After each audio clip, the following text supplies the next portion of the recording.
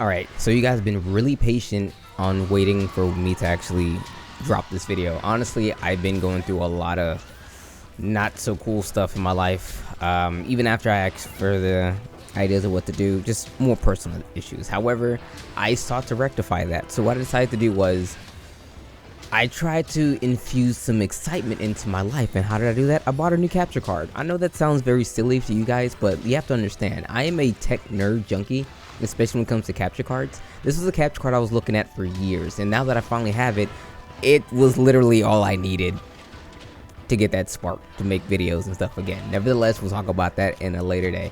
But we're talking about my opinions on the lance in Monster Hunter Rise. Now, I've been lancing for an incredibly long amount of time, since the very beginning of I started playing Monster Hunter, like Monster Hunter 2004.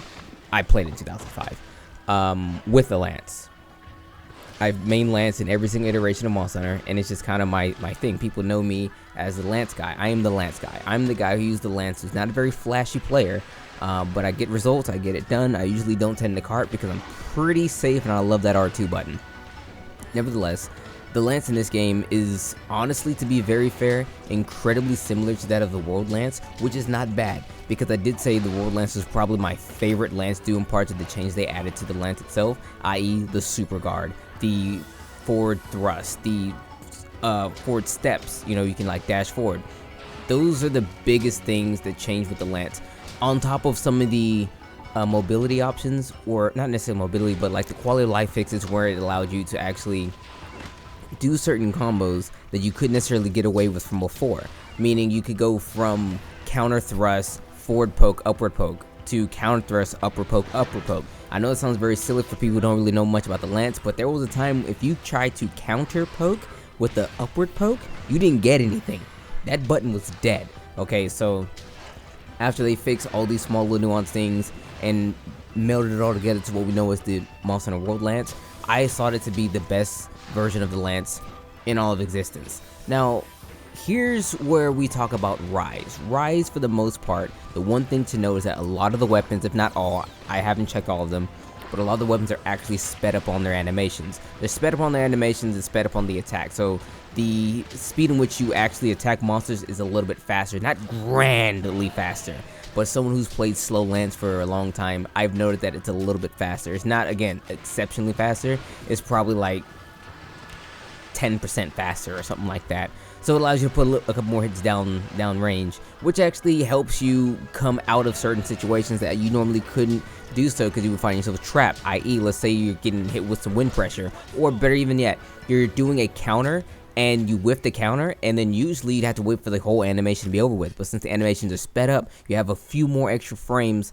to actually get that recovery in. So not only is the actual attack animation sped up, the recovery frames are lessened as well, so that way you're able to actually get that guard back off when you whiff your actual punishes or whiff your attacks. This is something that I noted because I'm a smart guy and I watched some of this frame data. Now let's get into the real nitty gritty. Something I have to bring up, two things I have to bring up. They added something to Rise that came from Generations Ultimate, that's one, and the thing that came from Generations Ultimate is something that I hate, that's two. The second thing is styles, excuse me, not styles, arts. I hated the styles and I hated the arts from Generations. I hated Generations. It's not a bad game, it's just, in my opinion, the worst Monster Hunter game.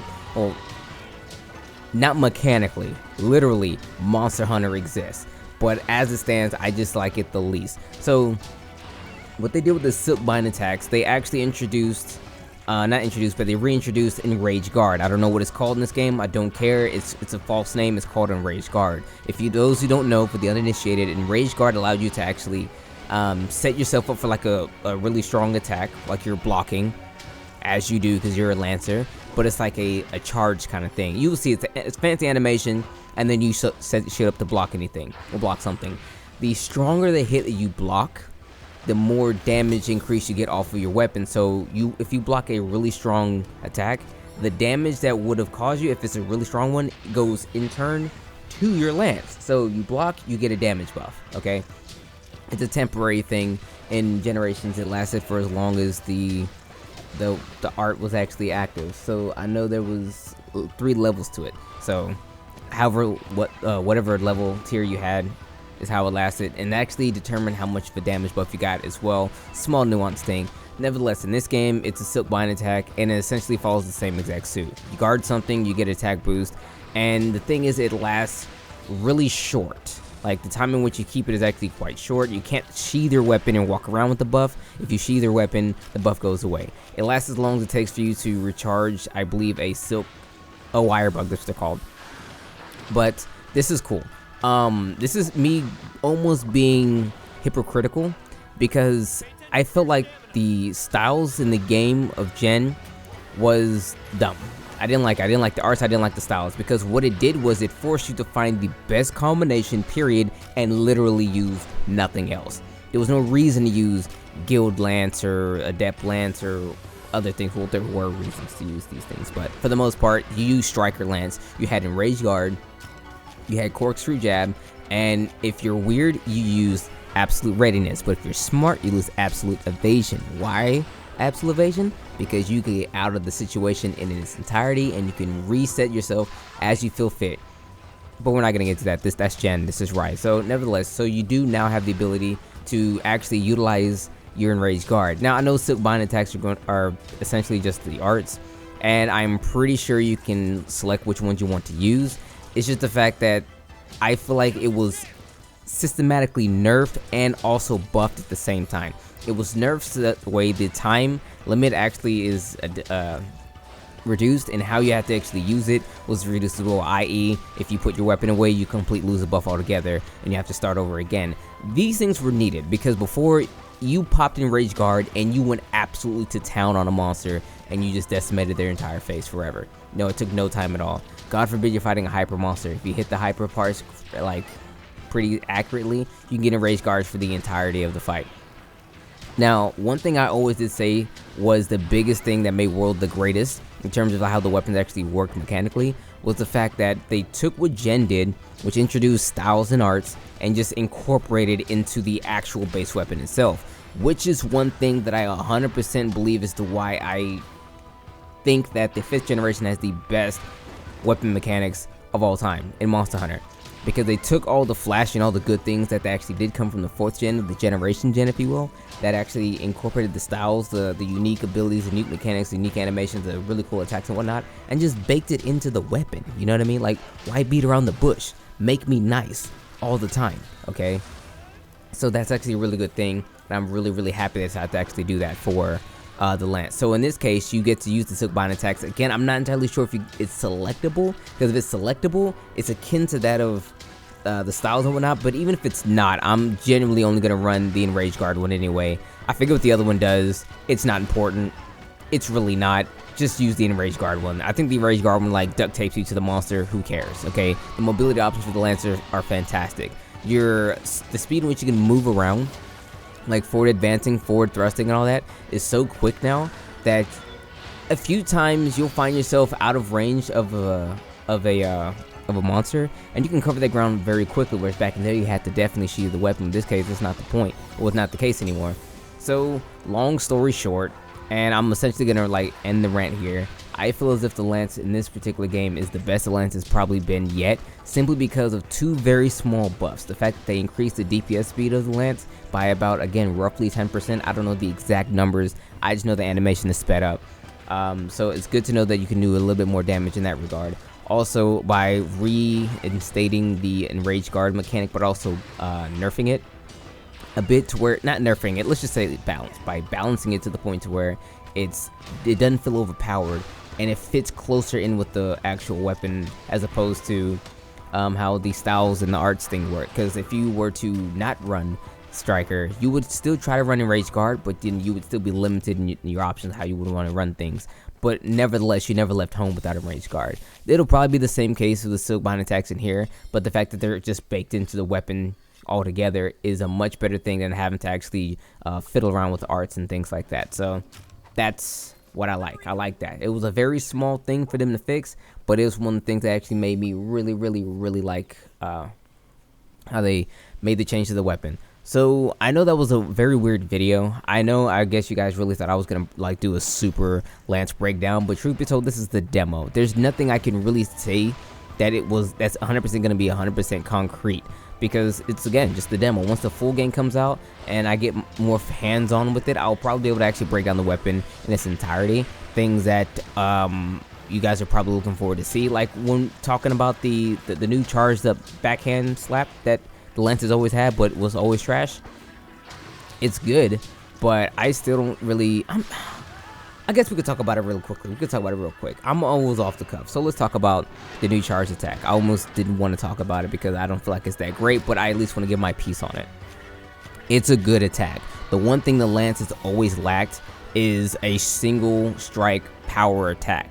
Now, World gave it the super guard counter thrust, which is, it's usable, but it's not that great. Where the charge backhand, I'm gonna call it the charge backhand, is just as strong but used within a combo setting. The problem with it is, if used as an ender, it takes a long time to reset.